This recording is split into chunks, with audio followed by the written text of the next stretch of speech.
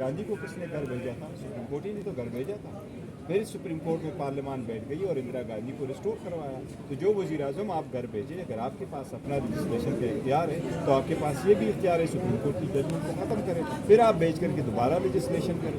क्या ये दुनिया में नहीं होता? चेक एंड बैलेंसेज होते हैं। किस वज़ीर आज़म ने कहा है कि मुझे गलत तरीके से निकाला गया? कौन सा वज़ीर आज़म है? क्या गिलानी साहब किया था? तो गिलानी साहब से पूछो ना कि अगर आपको सुप्रीम कोर्ट ने निकाला तो आपने अपील क्यों नहीं की? अपील फाइल करते सुप्रीम कोर्ट में, आप सुप्रीम कोर्ट को कह देते। अपील तो आपने फाइल ही नहीं की, सुप्रीम कोर्ट ने आपको घर भेजा।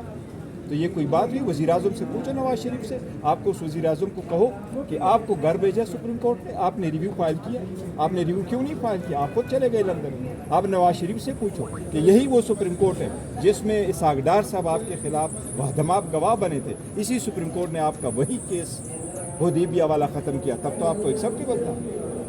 डिसीजन आ जाए आपके फेवर में तो बड़ी खुशी हो, और डिसीजन आपके खिलाफ आ जाए तो आप जज पे चढ़ाई करो, ये तो नामुनासिब। पिशावर का देख लें, Peshawar high court, Sindh high court, Islamabad high court, उसमें यही तरीकाकार है। जो 5 सीनियर तरीन जजेस होते हैं उनमें से एक चीफ जस्टिस देखो, इससे जो भी है उसमें से सुप्रीम, वो आईन में ये नहीं लिखा था। आईन में लिखा था कि सीनियर मोस्ट जज सुप्रीम कोर्ट ऑफ पाकिस्तान या जो चीफ जस्टिस ऑफ पाकिस्तान होगा उसके असूल। जरदारी ने जो रेफरेंस भेजा एज अ प्रेसिडेंट, जिस वक्त कासी साहब को वो ले रहे थे और रियाज खान साहब को नहीं ले रहे थे, उस वक्त ये हुआ था कि सुप्रीम कोर्ट के पास रेफरेंस भेजा और सुप्रीम कोर्ट ने कहा कि नहीं, ये असूल उधर भी एप्लीकेबल होंगे कि सुप्रीम कोर्ट हाई कोर्ट का सीनियर तरीन जज बनेगा।